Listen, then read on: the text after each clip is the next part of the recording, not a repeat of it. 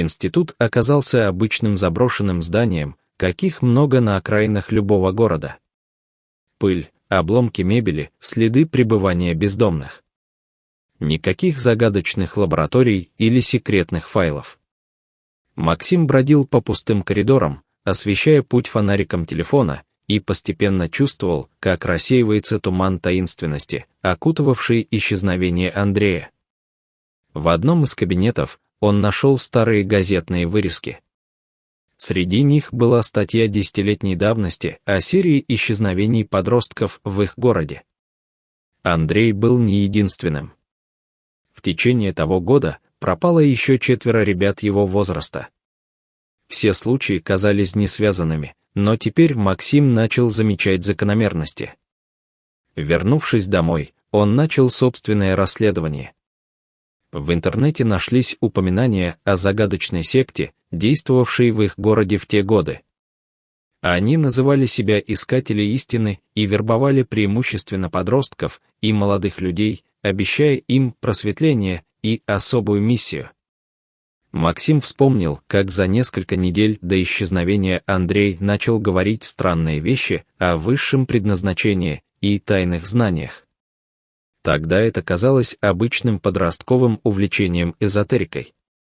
Теперь же каждая деталь обретала новый смысл. Через социальные сети он вышел на родителей других пропавших подростков. Истории были пугающе похожи, необъяснимые перемены в поведении, разговоры о великой цели, а потом внезапное исчезновение без следа. Одна из матерей, Елена Викторовна, рассказала, что незадолго до исчезновения ее сын Павел упоминал некоего учителя. Он говорил, что учитель открыл ему глаза на истинную природу реальности. «Я думала, это просто фантазии». Через неделю кропотливых поисков Максим нашел бывшего члена секты, согласившегося встретиться. Виктор, худощавый мужчина лет 40, нервно теребил рукав свитера, рассказывая о том, что происходило внутри организации. «Это началось как группа по самопознанию», — говорил он, избегая смотреть Максиму в глаза. Медитации, разговоры о духовном развитии. Но постепенно все стало страшнее. Учитель, его настоящее имя Георгий Марков, начал говорить об избранных, которые должны оставить свои семьи ради высшей цели. По словам Виктора, подростков готовили к великому переходу. Их убеждали, что прежняя жизнь — это иллюзия, от которой нужно отказаться. Некоторых отправляли в специальные места для подготовки, изолированные общины в разных частях страны. Максим начал искать информацию о Георгии Маркове. Выяснилось, что до создания секты он был преподавателем психологии в местном колледже. Его уволили после скандала с неэтичными экспериментами над студентами. После этого он исчез из поля зрения на несколько лет, а затем появился уже как духовный лидер. Через полицейские базы данных, спасибо связям в IT-сфере, Максим обнаружил, что Марков имел судимость за мошенничество в молодости.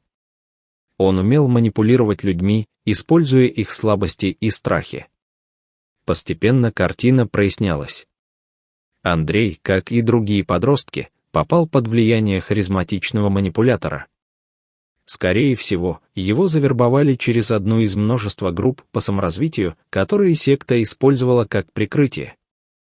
Новый Андрей, появившийся 10 лет спустя, вероятно, был подосланным сектантом, который должен был проверить, не осталось ли улик или информации у старых друзей пропавших. Его путаница в воспоминаниях объяснялась тем, что он знал об Андрее только то, что было в досье, составленном сектой. Координаты и код, оставленные якобы настоящим Андреем, были частью игры, призванной отвлечь внимание от реальных следов. Заброшенный институт — просто случайное место, выбранное для придания истории таинственности. Но что случилось с настоящим Андреем? Максим продолжал поиски, методично проверяя каждую зацепку. Через месяц он нашел бывшего водителя секты, который согласился говорить в обмен на анонимность. «Я возил ребят в разные места», — рассказал он.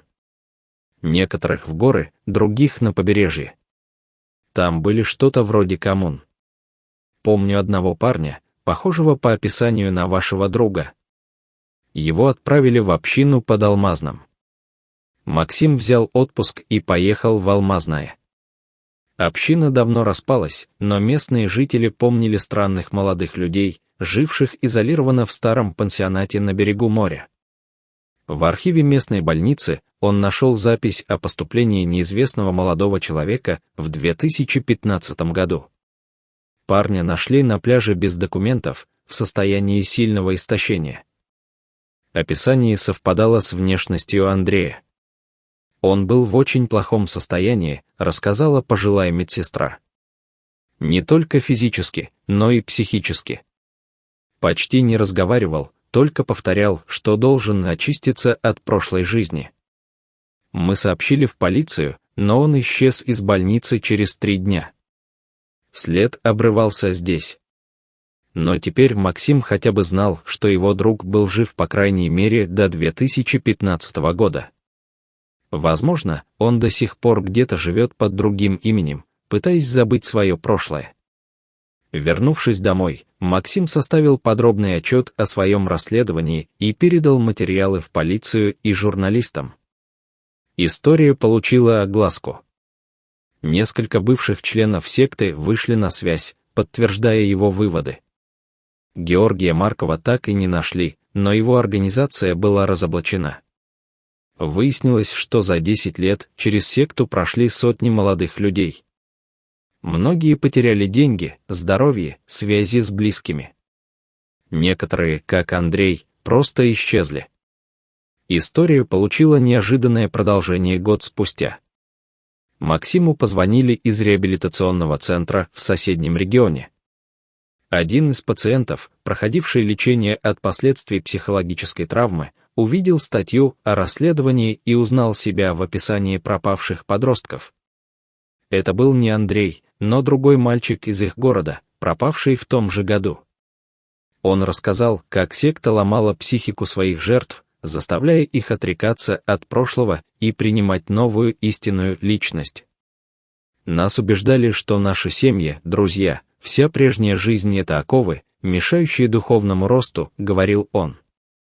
Некоторые ломались быстро, другие сопротивлялись. Андрей был из тех, кто сопротивлялся дольше всех. Он помнил Андрея по коммуне в Алмазном. Он все время носил с собой старую фотографию «Вы двое у какого-то дерева». Прятал ее под матрасом. Когда ее нашли, его жестоко наказали. После этого он изменился. Максим узнал фотографию, они сделали ее в день, когда построили свой шалаш в лесу за школой.